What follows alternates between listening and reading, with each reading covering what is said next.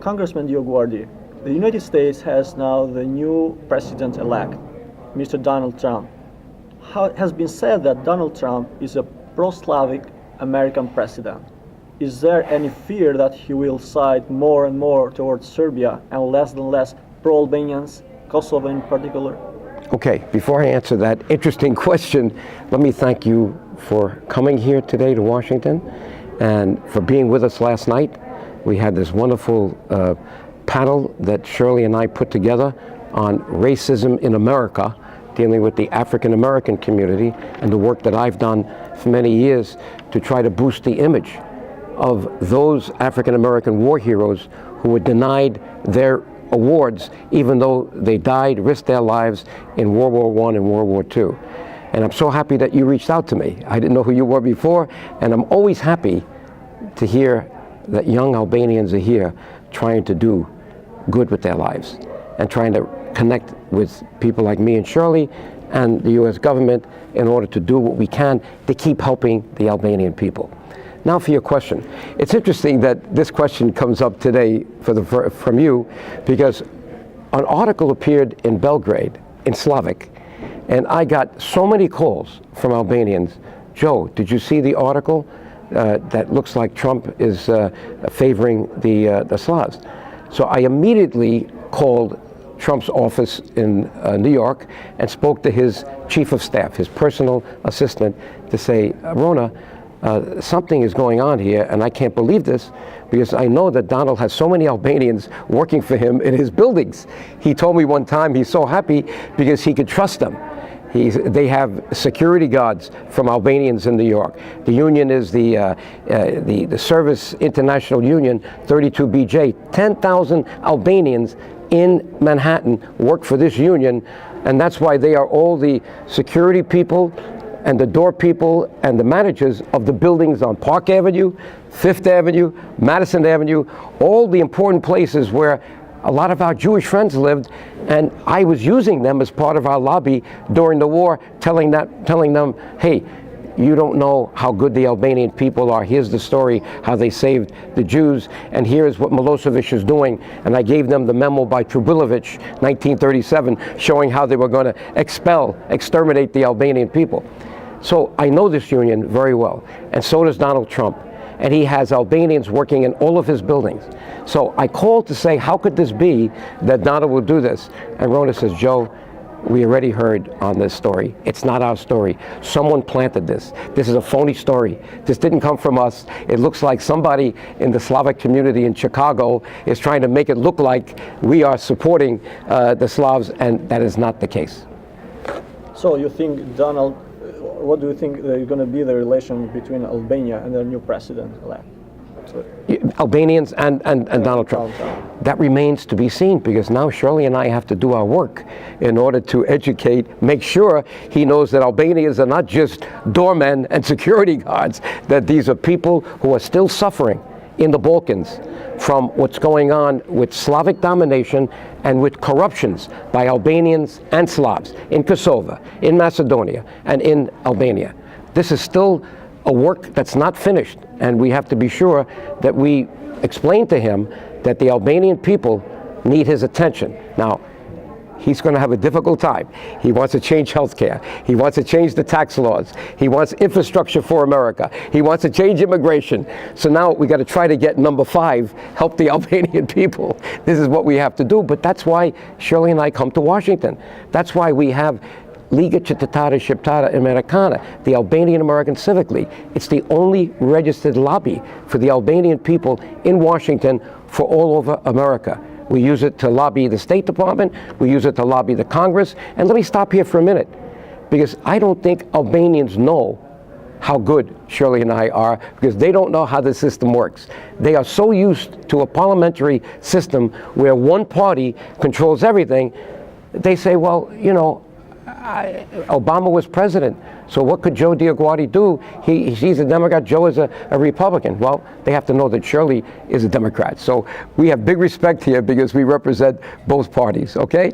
And that's important, especially for the Albanian people, especially dealing here in Washington. But Obama didn't hurt us.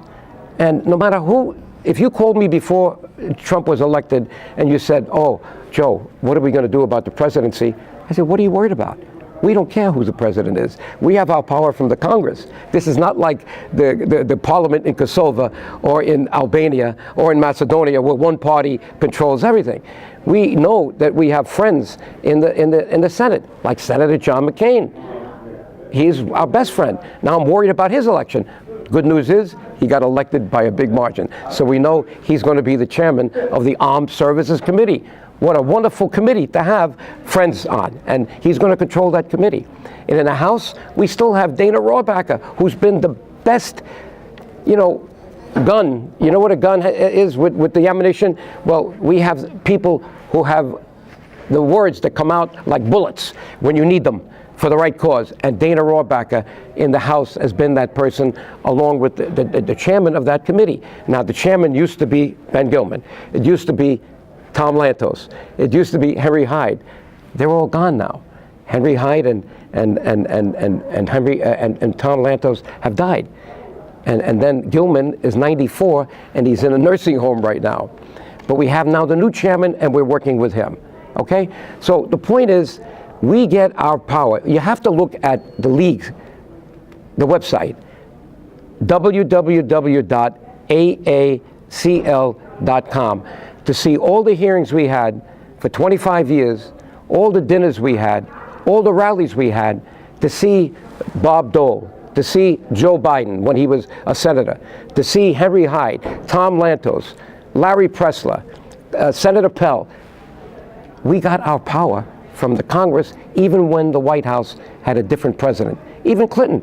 Everybody thinks Clinton did a lot. No. Without the pressure from our league, he would never have allowed the bombs to go on Serbia. Okay? But when we gave 1 million signatures to Henry Hyde to give to George W. Bush, he delivered them to the White House 2006, 2007, and it was George W. Bush, not Bill Clinton, that declared independence for Kosovo the first time. But you won't hear that from Hasan Taci. You won't hear that from other Albanian politicians who want you to believe that they have better connections than Joe DioGuardi and Shirley Cloys here. No, they don't. So every Albanian knows what Congressman DioGuardi and Shirley DioGuardi did in the past, these past 30 years.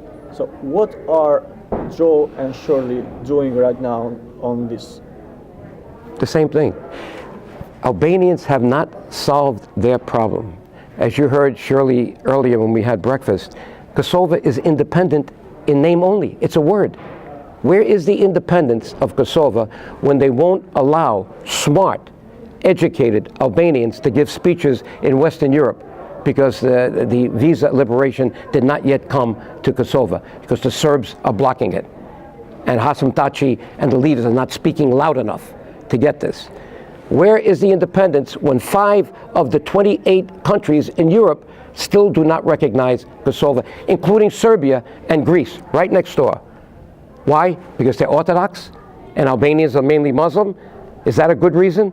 When we know Albanians are the most tolerant people in all of Europe that share 4 religions? There are still Jews in Albania. They were there for thousands of years, at least from the burning of the Second Temple in 70 AD. We know that there's Orthodox Christians, Roman Catholic Christians, and yes, Muslims too. But, you know, the world forgets that 550, 600 years ago, my father, he had to leave Albania when the Turks came in with tens of thousands of Albanians, and they went only 40 miles to the Kingdom of Naples. It wasn't Italy yet. Italy wasn't formed till 1861, and it took an Arbrecht Crespi to be the first prime minister of Italy in 1861. We got to know our history. That's why Shirley and I went to Rome for Mother Teresa, and we made the story, the history of Albanians in Italy, to educate Italians. Not only Americans and Albanians, Italians, how good the Albanian people have been for 550 years. But the Italians were good to us too. You know why? They allowed us to keep our language. While the Turks were trying to take away the language, it was the Albanian monks like Girolamo de Rada writing everything in Albanian so that they knew who the Albanian people were.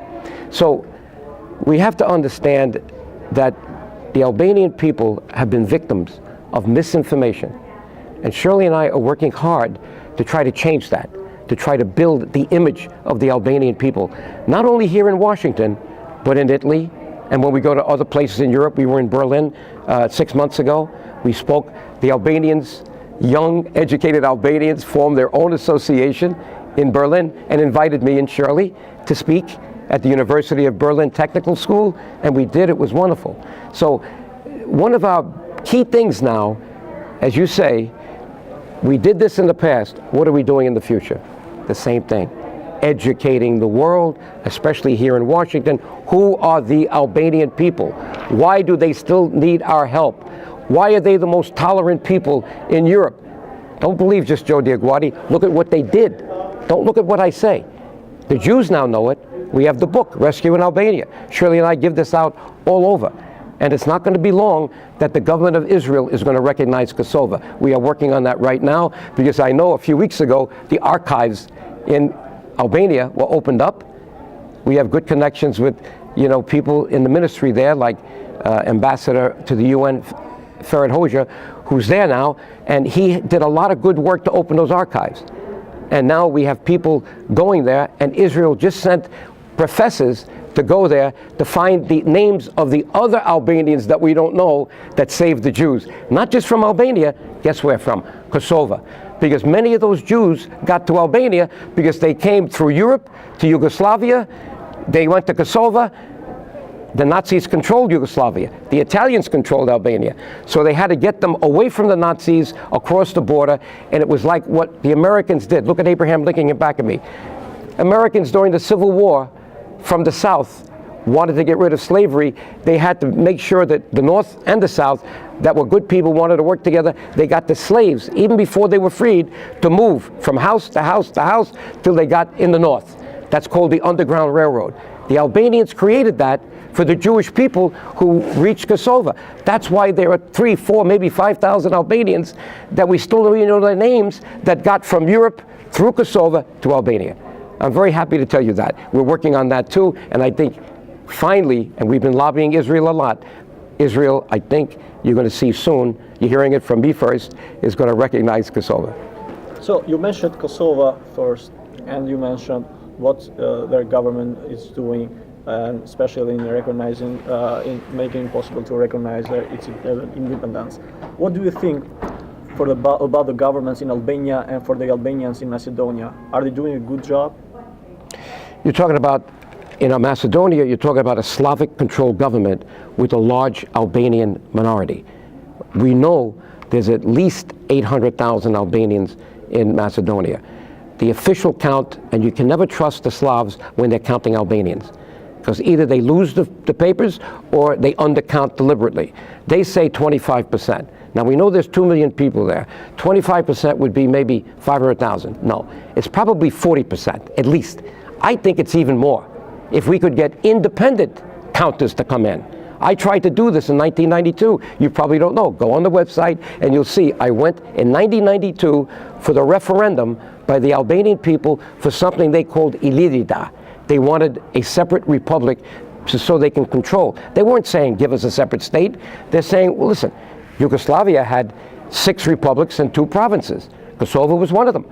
Why can't we have this in Macedonia so we can control what we're doing? But even in Yugoslavia, the Albanians were mistreated because the Slavs controlled the government in Belgrade. And now that's gone, finished, and we have at least a state called Kosovo. It's still not perfect because we don't have a government that is effective there. The government in Kosovo is not representing the Albanian people because the jobs are not being spread. There's not enough jobs, not enough development, too much corruption. People are making money from contracts building the road. Look at that road that Bechtel did, almost $1 billion. Why wasn't that contract given to the Albanian people? Why did we have to bring in other, people to do it? And why did the ambassador Dell get a big job? Because he made the deal with Bechtel, with Taci, and with the government. All of a sudden, he leaves ambassador from Kosovo, and he becomes a very highly paid person in Africa representing Bechtel. We got to ask these questions. Why isn't Hasan Taci asking these questions? Why is Joe DioGuardi representing the right questions to the government here? That should come from the government of Kosovo. So I think we have to make sure that we have a real democracy in Kosovo, not one party controlling everything, giving one job to a family with 50 people and saying, now bring 50 people to vote and you keep the job. If you don't vote that one person, then we're going to give the job to someone else. No, the mafia does that, not a democracy. And I think that's the lesson I've learned being born in America, even though my father is born in Italy and came here, Arbresh speaking Albanian as well as Italian. So how do we change it? Well, in Kosovo and Albania, we have Albanians to deal with, not Slavs. Why do we still have so much corruption in Albania and Kosovo? They're going to have now a diaspora summit in Albania. I'm glad that they're trying to reach out to people all over the world. But what's the first thing that Rama wants to tell everybody at that summit? You need to invest here in Albania. He has to know Albanians already invested and lost a lot of money because they can't trust the judges, they can't trust the judiciary. Finally, they say they're going to have the reforms. Berisha always blocked the reforms, so he may be even worse than Rama for all I know. I haven't been there now in years. I don't want to get involved in their politics, but until you get rid of corruption, how can you ask the Albanian people to come and invest? And the same problem exists in Kosovo. So we have to look at the way these governments are formed. And if I were them, I would say, you know what? We don't need a parliamentary system. Let's have the system like the United States of America, where they two parties. You know, we could have a system where the president is in one party. We had Obama, he was a Democrat. And then you could have a Republican House and a Republican Senate, as we had under Obama. And then you have the Supreme Court. But leave the Supreme Court on the side. They interpret the law. They're supposed to make sure the laws are interpreted right. But if you look at today now, we have Trump is Republican, you have House is Republican, and the Senate is Republican. So you might say that if Shirley and I were doing a good job before, we're probably going to do a much better job now. Because not only are we going to approach these new Republican leaders, and some of them are not new, because a lot of the same senators and House members came back. But Shirley, being in the other party, she's going to continue to work with Chuck Schumer in New York. He's a Democrat. He's probably going to be the leader of the Senate. He's one of our best friends. He came to that dinner. Every time we have a big dinner in New York, Chuck Schumer is there thanking the Albanian people for being so tolerant with his Jewish brothers and sisters. And when he was a congressman with me, we served together, he says, Joe, in Queens, everybody around me was Albanian. The doorman of my building was Albanian. In fact, I used to ride a bike with some Albanians. So he is very good for us, and he's a powerful Democrat. He's going to be the leader in the Senate, I believe, and we're going to have a very easy time talking to him. And we're going to have a very easy time in the House with the people we know already. And that's the way Shirley and I do business. We have to come down here, we have to talk to them, we have to give papers all in writing so they know after we leave what we said, give it to the staff. You just can't talk to the congressman or the senator, you have to talk to the staff, because the staff is the one that keeps everything on track. And when they see the senator is supporting you and that we are supporting them, because we also have the Albanian American Public Affairs Committee. What is that? That's a political action committee. So whoever we see doing the right job, whether it's a Democrat or Republican, we raise the money for them to get reelected. The money doesn't come from the government. It comes from the people in America. So in a way, Saimir, we have to teach the Albanian people how a real democracy works. And this is the best example. I remember when I went to help Berisha get elected to throw Enver Hoxha's and Ramiz Ali's government out twice. The first one was 1991. I led the delegation for the monitoring. And we knew the election was no good because the communist government and party controlled all the press, Ziri Populi. That's all you would hear is about Ramiz Ali. So I came back and told Lantos, this is no good, this election. So we said, has to be redone. And the State Department agreed with me and the people we brought. We had a delegation of former congressmen. I was the one that led that, with another congressman, former Congressman Beekner. So then what happened was, they then said officially, elections are no good, we have to do them over again. So we had to come back in 1992. What did I tell Berisha when I came back the second time? Please, Prime Minister Berisha, please make your government like the United States of America. Don't try to put a constitution that's different. Do the same thing. No, he had his own ideas. He wanted to control the judges. He wanted to control the judiciary. And then you had all this corruption because it was easy then. Oh, we need title. we need to have a piece of paper. They went, they paid the lawyer who paid the judge, and that's corruption.